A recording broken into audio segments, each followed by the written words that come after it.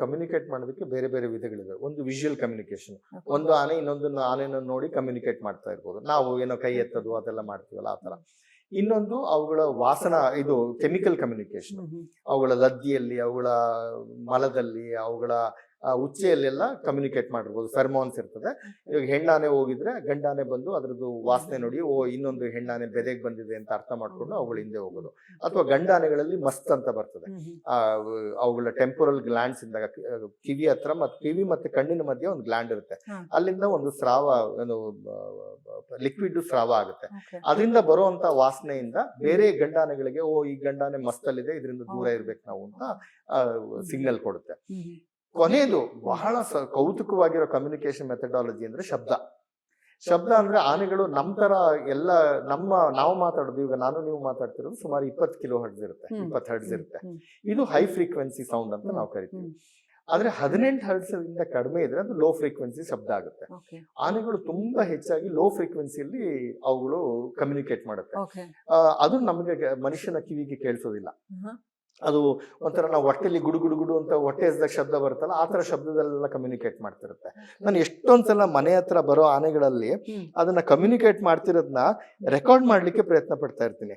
ನೋಡಿ, ಇದು ರೆಕಾರ್ಡಿಂಗ್ ಮಾಡಿದೀನಿ, ಆದ್ರೆ ಆ ಆನೆ ಕಿರ್ಚೋದು ಎಲ್ಲ ಬರುತ್ತೆ, ರೆಕಾರ್ಡ್ ಆಗಿರುತ್ತೆ. ನೋಡಿ, ಇಲ್ಲಿ ಬೇಕಾದ್ರೆ ನಾನು ಪ್ರಯತ್ನ ಪಡ್ತೀನಿ ಕೇಳ್ಸಕ್ಕೆ.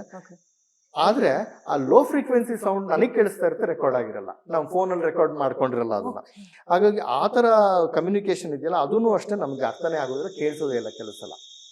ಅದು ಬಿಟ್ಟು ಈ ಇನ್ಫ್ರಾಸಾನಿಕ್ ಸೌಂಡ್ ಅಲ್ಲಿ ಕಂಪನಗಳು, ನೆಲದಿಂದ ಹೋಗುವಂತ ಕಂಪನ, ಇಲ್ಲ ಅದೇನೋ ಕಂಪನ ಮಾಡಿದಾಗ ಇನ್ನೊಂದು ಆನೆ 5-6 ಕಿಲೋಮೀಟರ್ ದೂರದಲ್ಲಿರೋ ಆನೆ ಅಲ್ಲಿಗೆ ಕೇಳಿಸಿರುತ್ತೆ. ಅದು ನೆಲ, ಈಗ ನೀವ್ ಹೇಳಿದ್ರಲ್ಲ ಅವಾಗಲೇ, ಕೆಲವು ಸಲ ಆನೆಗಳು ಸುಮ್ಮನೆ ನಿಂತಿರುತ್ತೆ, ನೆಲದಲ್ಲೇ ಬಂದಿರೋ ಕಂಪನಗಳನ್ನ ಅದು ಕಾಲುಗಳಿಂದ ಕೇಳಿಸ್ಕೊಳ್ತಾ ಇರುತ್ತೆ.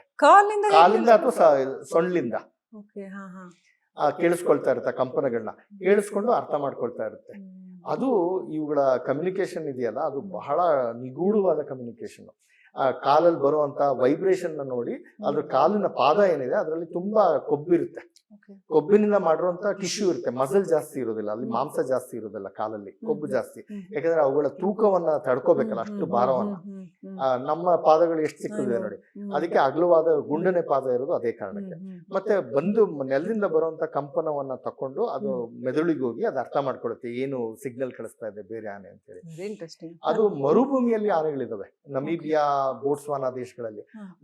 ನಮೀಬಿಯಾ ಅಂತ ದೇಶಗಳಲ್ಲಿ ಮರುಭೂಮಿಯ ಆನೆಗಳು ಈ ತರ ಕಂಪನಗಳು ಸುಮಾರು 10 ಕಿಲೋಮೀಟರ್ ತನಕ ದೂರ ಕೇಳಿಸ್ಕೊಳ್ಳುತ್ತೆ. ಆದ್ರೆ ನಾವೇನು ಒಂದು ಗುಂಪಾನೆ ಇಲ್ಲಿದೆ ಅನ್ಕೋತೀವಿ, ಇನ್ನೊಂದು ಗುಂಪಾನೆ ಎಲ್ಲೋ ದೂರದಲ್ಲಿದೆ ಅನ್ಕೋತೀವಿ, ಅವೆರಡು ಒಂದೇ ಗುಂಪು ಇರ್ಬೋದು. 2-3 ಕಿಲೋಮೀಟರ್ ದೂರದಲ್ಲಿದ್ರು ಅವಕ್ಕೆ ಸಂವಹನ ಮಾಡ್ತಾ ಇರುತ್ತೆ, ಕಮ್ಯುನಿಕೇಟ್ ಮಾಡ್ತಾ ಇರುತ್ತೆ. ಈ ಕಮ್ಯುನಿಕೇಶನ್ ಅರ್ಥ ಮಾಡ್ಕೊಳ್ಳೋದು ಮರಿಗಳು ಬಾಲ ಎತ್ಕೊಂಡು ಓಡೋದ್ವಲ್ಲ, ಅವುಗಳ ಗುಂಪಿನ ಆನೆಗಳು ದೊಡ್ಡದು ಯಾವ್ದೋ ಕರ್ದಿರ್ಬೇಕು ಮೋಸ್ಟ್ಲಿ. ಖಂಡಿತ ನೋಡಿದೀನಿ, ತುಂಬಾ ಸಲ ನೋಡಿದೀನಿ. ಒಂದ್ಸಲ ಅಂತೂ ನಾಗರಹೊಳೆಯಲ್ಲಿ, ಇದು ಒಂದು 15 ವರ್ಷದ ಹಿಂದೆ, ಅಲ್ಲೊಂದು ವಾಚ್ ಟವರ್ ಅಂತ ಇರ್ತದೆ ಕಾಡಿನ ಮಧ್ಯೆ. ಅಲ್ಲಿ ಕುತ್ಕೊಂಡ್ರೆ ನೀವು ಆನೆಗಳೆಲ್ಲ, ಪ್ರಾಣಿಗಳು ಓಡಾಡೋದು ನೋಡ್ಲಿಕ್ಕೆ ಕುತ್ಕೊಂಡಿದ್ದೆ. ಒಂದು ಗುಂಪಿನ ಆನೆಗಳು ಬಂದ್ವು. ಉಪ್ಪಿನ ಗುಂಡಿ ಅಂದ್ರೆ ಮಣ್ಣಲ್ಲಿ ಉಪ್ಪು ಸಿಗ್ತದಲ್ಲ, ಉಪ್ಪು ತಿಂದ್ವು. ಉಪ್ಪು ತಿಂದು ಎಲ್ಲ ದೊಡ್ಡ ಆನೆಗಳೆಲ್ಲ ಹೊರಟೋದು ಕಾಡಿಗೆ. ನನ್ನ ಒಂದು ಗೆರೆ ಇರ್ತದೆ, ವ್ಯೂ ಲೈನ್ ಅಂತ ಕರಿತಾರೆ, ನಡ್ಕೊಂಡು ಹೋಗ್ಬಿಟ್ವು. ಕಾಡಿಗೆ ಹೋಗುವಾಗ ಮಧ್ಯದಲ್ಲಿ ಒಂದು ಹೆಣ್ಣಾನೆ ನಿಂತ್ಕೊಂಡು ಏನೋ ಯೋಚನೆ ಮಾಡಿ ವಾಪಸ್ ತಿರುಗಿ ನನ್ನ ಕಡೆ ನಡ್ಕೊಂಡು ಬರಕ್ ಪ್ರಾರಂಭ ಮಾಡ್ತೀವಿ. ನಾನು ಅವತ್ತು ಏನಪ್ಪ ಇದು ನನ್ನ ಕಡೆ ನಡ್ಕೊಂಡ್ ಬರ್ತಾ ಇದೆ ಅಂತ ಯೋಚನೆ ಮಾಡ್ತಾ ಇದ್ರೆ, ಒಂದು ಪದೇ ಪಕ್ಕ ಹೋಗಿ ನಿಂತ್ಕೊಂಡು ಸೊಂಡ್ಲು ಎತ್ಕೊಂಡು ಏನೋ ಅಲ್ಲಾಡಿಸ್ತಾ ಇದೆ ಸೊಂಡ್ಲು. ನನಗೇನು ಕೇಳಿಸ್ತಾ ಇಲ್ಲ, ಅದು ಕೂಗ್ತಾ ಇಲ್ಲ. ಅದಾಗಿ 3 ನಿಮಿಷಕ್ಕೆ ಸರಿಯಾಗಿ ಆ ಪೊದೆಯಿಂದ 3 ಮರಿಗಳು ಆಚೆ ಬಂದ್ವು. ಅದ್ರನ್ನ ಮೈ ತಡವಿ ಹೆಣ್ಣಾನೆ ಅವುಗಳು ಮುಂದೆ ಹೋದ್ಮೇಲೆ ಅದು ತಿರುಗಿ ವಾಪಸ್ಸು ಬೇರೆ ಆನೆಗಳು ಹೋಗಿದ್ದ ದಿಕ್ಕಿನಲ್ಲೇ ಕರ್ಕೊಂಡು ಹೋಯ್ತು. ಅಂದ್ರೆ ಈ ಮರಿ ಆನೆಗಳು ಎಲ್ಲೋ ಮಧ್ಯದಲ್ಲಿ ಆ ಕಾಡಿನಲ್ಲೇ ಉಳ್ಕೊಂಡ್ ಬಿಟ್ಟಿದ್ವು. ಈ ಹೆಣ್ಣಾನೆಗೆ ಗೊತ್ತಾಗಿ ಆ 3 ಮರಿಗಳು ಬಂದಿಲ್ಲ ಅಂತ ಹೇಳಿ ವಾಪಸ್ ಬಂದು ಅವುಗಳನ್ನ ಕರೆದು, ಆ ಕರೆ ನನಗೆ ಕೇಳಿಸ್ತಾ ಇಲ್ಲ, ಕಮ್ಯುನಿಕೇಟ್ ಮಾಡಿ ಅವು ಬಂದ್ಮೇಲೆ ಅವನು ಕರ್ಕೊಂಡು ಹೋಯ್ತು. ನೋಡಿ, ಈಗ ನಾವು ಏನಾದ್ರು ಎಲ್ಲೋ ಮಾಲ್ಗೆ ಹೋದ್ರೆ ಅಥವಾ ಆಚೆ ಕಡೆ ಮಾರ್ಕೆಟ್ ಹೋದ್ರೆ ಮಕ್ಳನ್ನ ಬಿಟ್ಟೋಗೋದಿಲ್ಲಲ್ಲ, ಅದೇ ತರ ನೋಡಿ. Very interesting. ಹುಲಿಗಳೇ ಕಮ್ಯುನಿಕೇಟ್ ಮಾಡ್ತವೆ? ಹುಲಿಗಳು ಸಹ ಅಷ್ಟೇ ಕೆಮಿಕಲ್ ಕಮ್ಯುನಿಕೇಶನ್ ಇದೆ. ಅಂದ್ರೆ ಮರಗಳ ಮೇಲೆ ಉಚ್ಚವಿರ್ತದೆ, ಅಥವಾ ಅವುಗಳ ಪಾದದಲ್ಲಿ ಸೆಂಟ್ ಗ್ಲ್ಯಾಂಡ್ಸ್ ಇರ್ತದೆ, ವಾಸನೆ ಇರುವಂತಹ ಪಾದ ಇರ್ತದೆ. ಅದನ್ನ ಮರದ ಮೇಲೆ ಉಜ್ಜೋದು, ಅಥವಾ ನೆಲದ ಮೇಲೆ ಹಿಕ್ಕೆ ಹಾಕೋದು. ಈಗ ನಮ್ಮ ಫೇಸ್ಬುಕ್ ನಲ್ಲಿ ಏನೋ ಒಂದು ಫ್ರೆಂಡ್ ರಿಕ್ವೆಸ್ಟ್ ಕೇಳ್ತಾರಲ್ಲ, ಅದೇ ತರ ಅದು ಹಿಕ್ಕೆ ಹಾಕೋಗಿದ್ರೆ ಇನ್ನೊಂದು ಹೆಣ್ಣುಲಿನೋ ಗಂಡುಲಿನೋ ಬಂದು ಅದನ್ನ ವಾಸನೆ ನೋಡುತ್ತೆ. ಅದಕ್ಕೆ ಇಷ್ಟ ಆದ್ರೆ ಅದನ್ನು ಫ್ರೆಂಡ್ ರಿಕ್ವೆಸ್ಟ್ ಅಕ್ಸೆಪ್ಟ್ ಮಾಡ್ತದೆ. ಇಲ್ಲ ಅಂತ ಹೇಳಿದ್ರೆ ಇಲ್ಲಿಂದ ದೂರ ಹೋಗ್ಬೇಕು ಅಂತ ಗಂಡು ಹುಲಿ, ದೊಡ್ಡ ಗಂಡು ಹುಲಿ ಇದ್ರೆ, ಚಿಕ್ಕ ಗಂಡು ಹುಲಿ ಇದ್ರೆ ದೂರ ಹೋಗ್ಬಿಡೋಣಪ್ಪ ಅಂತ ದೂರ ಹೋಗುತ್ತೆ. ಹಾಗಾಗಿ ನಾವು ಅನ್ಕೊಂಡ್ರೆ ಅವುಗಳಲ್ಲಿ ಏನು ಇಮೇಲ್ ಇಲ್ಲ, ಮೊಬೈಲ್ ಇಲ್ಲ, ವಾಟ್ಸ್ಆಪ್ ಇಲ್ಲ, ಇಂಟರ್ನೆಟ್ ಇಲ್ಲ, ಲಿಂಕ್ಡ್ಇನ್ ಇಲ್ಲ, ಏನೂ ಇಲ್ಲ, ಆದ್ರೂ ಕಮ್ಯುನಿಕೇಟ್ ಮಾಡ್ತಾವೆ. ಕೆಲವು ಕಡೆ ಅಂತೂ ಬೆಂಗಳೂರು ಮಹಾನಗರದಂತಹ ಪ್ರದೇಶದಲ್ಲಿ 2-3 ಹುಲಿಗಳಿರ್ಬೋದು, ಆದ್ರೂ ಕಮ್ಯುನಿಕೇಶನ್ ಮಾಡ್ತವೆ ಅಂದ್ರೆ, ಸಂವಹನ ಮಾಡ್ತವೆ ಅಂದ್ರೆ ಅವುಗಳ ಸಂವಹನ ಶಕ್ತಿ ಎಷ್ಟು ಚೆನ್ನಾಗಿರ್ಬೇಕು ನೋಡಿ. ನಮ್ಗಿಂತ ಬಹಳ ಅಡ್ವಾನ್ಸ್ಡ್ ಇದೆ. ಅಂದ್ರೆ ಬೆಂಗಳೂರು ಸಿಟಿನಲ್ಲಿರೋ ಈ ವನ್ಯಜೀವಿ ಮೃಗಾಲಯದಲ್ಲಿರೋ ಆ ಹುಲಿಗಳು ಅದೇ ತರ ಖಂಡಿತ ಕಮ್ಯುನಿಕೇಟ್, ದೂರದಲ್ಲಿರೋ ಯಾವ್ದೋ ಹುಲಿಗೆ ಕಮ್ಯುನಿಕೇಟ್ ಮಾಡ್ತಾ ಇರ್ಬೋದು, ನಮ್ಗೆ ಗೊತ್ತಿಲ್ಲ. ಅಥವಾ ಕಾಡಿನಲ್ಲಿರುವಂತ ಹುಲಿಗೆ ಕಮ್ಯುನಿಕೇಟ್ ಮಾಡ್ತಾ ಇರ್ಬೋದು. ಅಂದ್ರೆ ಕೆಲವುಗಳ, ಇವಾಗ ರಷ್ಯಾ, ಸೈಬೀರಿಯಾ ಅಂತ, ರಷ್ಯಾದಲ್ಲಿ ಒಂದು ಭಾಗ ಇದೆ ಸೈಬೀರಿಯಾ ಅಂತ, ಅಲ್ಲಿ ಹುಲಿಗಳ ಸಂಖ್ಯೆ ಕಡಿಮೆ ಇದೆ.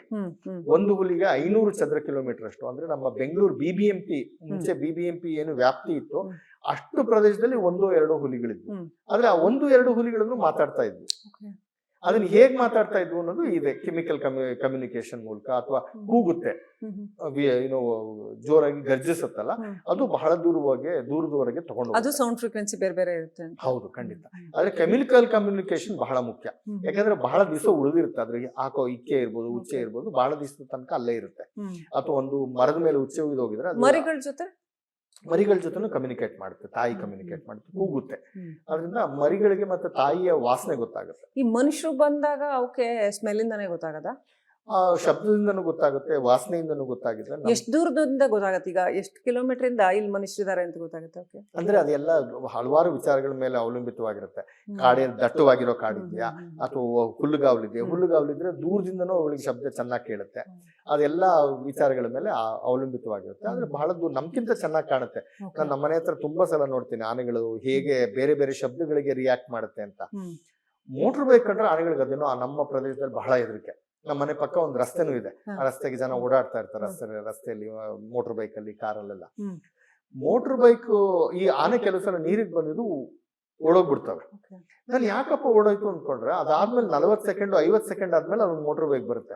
ಅಂದ್ರೆ 50 ನನಗೆ ಕೇಳ್ಸೋಕಿನ 50 ಸೆಕೆಂಡ್ ಮುಂಚೆ ಮೋಟರ್ ಬೈಕ್ ಶಬ್ದ ಅದಕ್ಕೆ ಕೇಳಿಸಿರುತ್ತೆ. ಮತ್ತೆ ಕೆಲವು ಸಲ ಮೇಲ್ಗಡೆ ಇದು ಏರೋಪ್ಲೇನ್ ಹೋಗ್ತಾ ಇರುತ್ತೆ. ಏರೋಪ್ಲೇನ್ ಹೋದಾಗ ಈ ತಲೆ ಕೆಡಿಸ್ಕೊಳ್ಳೋದು, ನೀರ್ ಕುಡಿತಾನೆ ಇರುತ್ತೆ.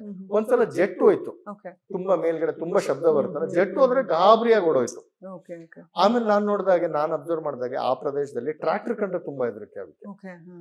ಟ್ರಾಕ್ಟರ್ ಶಬ್ದ ನನಗೆ ಕೇಳಿಸೇ ಇರೋದಿಲ್ಲ, ಅವುಗಳು ಓಡೋಗಿರುತ್ತೆ. ಅದಾದ 1 ನಿಮಿಷ ಆದ್ಮೇಲೆ ನಂಗೆ ಟ್ರಾಕ್ಟರ್ ಶಬ್ದ ಕೇಳುತ್ತೆ. ಅಂದ್ರೆ ಅವುಗಳ ಇದು ಗ್ರಹಣ ಶಕ್ತಿ ಎಷ್ಟು ಚೆನ್ನಾಗಿದೆ ನೋಡಿ. ನನಗೆ ಕೇಳಿಸಲು 1 ನಿಮಿಷ ಮುಂಚೆನೆ ಅದಕ್ಕೆ ಆ ಶಬ್ದ ಕೇಳಿಸಿರುತ್ತೆ. ಅಷ್ಟು ಚೆನ್ನಾಗಿ ಅವುಗಳನ್ನ ಕಾಪಾಡೋದಕ್ಕೆ ಪ್ರಕೃತಿ ಎಷ್ಟು ಚೆನ್ನಾಗಿ ಹೌದು, ಅದು ಡಿಸೈನ್ ಮಾಡಿದೆ ನೋಡಿ.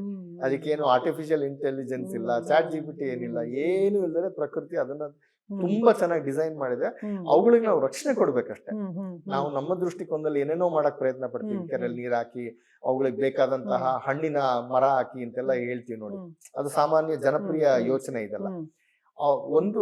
ಕೆಲವು ಆನೆಗಳು ಒಂದು ವರ್ಷದಲ್ಲಿ 90-100 ಪ್ರಭೇದದ ಸಸ್ಯಗಳನ್ನ ತಿಂತದೆ. ಅದನ್ನೆಲ್ಲ ನಾವು ಬೆಳೆಸಕ್ಕಾಗತ್ತಾ? ಅದು ಏನ್ ತಿನ್ನುತ್ತೆ ಅಂತ ನಮ್ಗೆ ಗೊತ್ತಿಲ್ಲ. ಗಂಡಾನೆ ಬೇರೆ ಆಹಾರ ತಿಂತಾ ಇರುತ್ತೆ, ಅದು ಮಸ್ತಲ್ಲಿದ್ದಾಗ ಬೇರೆ ಆಹಾರ ತಿಂತಾ ಇರುತ್ತೆ, ತಾಯಿ ಬೇರೆ ಆಹಾರ ತಿಂತಾ ಇರುತ್ತೆ. ಬೆಳೆಯೋ ಮರಿಗಳಿಗೆ ನೈಟ್ರೋಜನ್ ಜಾಸ್ತಿ ಬೇಕು, ಅವುಗಳು ತಿನ್ನೋ ಆಹಾರನೇ ಬೇರೆ. ತಾಯಿ ಮರಿಗಳಿದ್ರೆ ಅದು ಹಾಲು ಉಣಿಸ್ಬೇಕಲ್ಲ, ಅದಕ್ಕೆ ಬೇಕಾದಂತ ಆಹಾರ ಬೇರೆ ಇರುತ್ತೆ. ಬೇರೆ ಬೇರೆ ಸಸ್ಯ ಪ್ರಭೇದನ ತಿಂತಾ ಇರುತ್ತೆ. ಈಗ ಈ ಬಾಣಂತಿಯರಲ್ಲಿ ಅವ್ರಿಗೆ ಆರೈಕೆ ಮಾಡ್ತಾರೆ ನೋಡಿ, ತಾಯಂದಿರು, ಅಜ್ಜಿಯಂದಿರು. ಯಾಕೆ ಆರೈಕೆ ಮಾಡ್ತಾರೆ ಅಂದ್ರೆ ಆ ಬಾಣಂತಿಯರಿಗೆ ಬೇಕಾದಂತ ಆಹಾರ ಬೇರೆ ಇರುತ್ತೆ. ಇದೇ ತರ ಆನೆಗಳ ಪ್ರಪಂಚದಲ್ಲೂ ಇರುತ್ತೆ. ಅದು ಗೊತ್ತಿಲ್ಲದ್ರೆ ನಾವು ಮಾವಿನ ಹಣ್ಣು ಹಾಕಿ, ಅದಕ್ಕೆ ಹಲಸಿನ ಹಣ್ಣು ಹಾಕಿ, ಕಬ್ಬು ಬೆಳೆಸಿ ಅಂತೆಲ್ಲ ಹುಚ್ಚುಚ್ಚಾಗಿ ಯೋಚನೆ ಮಾಡ್ತೀವಿ ನಾವು. ಅಂದ್ರೆ ಈ ಮನುಷ್ಯನ ಗ್ರಹಣ ಶಕ್ತಿ ನಾವೇನ್ ಪಂಚೇಂದ್ರಿಯಗಳ ಮೂಲಕ ಗ್ರಹಿಸ್ತೀವಿ, ಇದರ ಆಚೆಗೂ ಗ್ರಹಿಸೋದಕ್ಕೆ ಈ ಭೌತಿಕ ಪ್ರಪಂಚದಲ್ಲೇನೆ ತುಂಬಾ ವಿಚಾರಗಳಿದೆ ಅಂತ, ನಾವು ಗ್ರಹಿಸಲಾರದ ಅನೇಕ ವಿಚಾರಗಳಿದೆ ಅಂತ. ಖಂಡಿತ ಅನೇಕ ವಿಚಾರಗಳು. ಅದನ್ನ ಪ್ರಾಣಿಗಳು ಗ್ರಹಿಸ್ತವೆ ಅಂತ. ಹೌದು, ನಮ್ಗೆ ಬಹುಶಃ ನಿಸರ್ಗದಲ್ಲಿ ಗೊತ್ತಿರೋದು ಕೇವಲ 1-2% ಮಾತ್ರ. ನಾವು ಜೀವನ ಎಲ್ಲ ಕಳೆದ್ರು 1% ಅರ್ಥ ಮಾಡ್ಕೊಂಡಿರ್ಬೋದು ಅಷ್ಟೇ. ಪ್ರತಿ ದಿವಸ ನಮ್ಗೇನೋ ಹೊಸದ್ ಕಲಿತಾ ಇರ್ತೀವಿ. ನಿಸರ್ಗದಲ್ಲಿ ವನ್ಯಜೀವಿಗಳ ಬಗ್ಗೆ ಆಗ್ಲಿ, ಪ್ರಾಣಿಗಳ ಬಗ್ಗೆ ಆಗಿರ್ಬೋದು, ಚಿಟ್ಟೆಗಳ ಬಗ್ಗೆ ಇರ್ಬೋದು, ಮರಗಿಡಗಳ ಬಗ್ಗೆ ಆಗಿ. ಹಾಗಾಗಿ ಸಂಪೂರ್ಣವಾಗಿ ಕಲ್ತ್ಕೊಳಕ್ ಆಗೋದೂ ಇಲ್ಲ. ಆದ್ರೆ ಅದರಲ್ಲಿರುವಂತ ಮುಖ್ಯವಾದ ಪಾಠ ಏನು ಅಂತ ಹೇಳಿದ್ರೆ ಅವುಗಳಿಗೆ ರಕ್ಷಣೆ ಕೊಟ್ರೆ ಸಾಕು, ಅವುಗಳು ತಮ್ಮನ್ನ ತಾವು ರಕ್ಷಣೆ ನಾವು ಅವುಗಳನ್ನ ತೊಂದರೆ ಮಾಡದಿದ್ರೆ ಸಾಕು. ಸಾಕಷ್ಟೇ. ನಾವು ಅವುಗಳ ಆವಾಸ ಸ್ಥಾನ ಉಳಿಸ್ಬೇಕು, ಅವುಗಳ ಆಹಾರನ ಅವುಗಳು ಉಳಿಸ್ಕೊಟ್ರೆ ಸಾಕು. ಅವುಗಳು